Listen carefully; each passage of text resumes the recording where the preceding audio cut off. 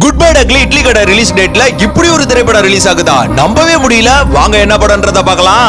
ஆனா அங்க ஏற்கனவே ஒருத்தன் தன்னோட கால் தடத்தை பதிச்சுட்டான்னு அவங்க யாருக்குமே தெரியல. ராக்கி ஸ்டார் யாஸ் அவர்களுடைய டாக்ஸிக் திரைப்படம் தாங்க ஏப்ரல் 10 ரிலீஸ் ஆகுது. குட் பை அக்லி திரைப்படம் மங்காத்தா வெர்ஷன்ல இருக்கு. சோ கண்டிப்பா ரசிகர்கள் எல்லாருமே சாட்டிஸ்ஃபைட் பண்ணும். ஆனா அதே டேட்ல ரிலீஸ் ஆக இருக்க ராக்கி ஸ்டார் யாஸ் அவர்களுடைய இந்த டாக்ஸிக் திரைப்படம் கேஜிஎஃப் திரைப்படம் போல ஒரு சரித்திரத்தையே உருவாக்குற அளவுக்கு இருக்கு இந்த வீடியோ கிளிப்ஸே.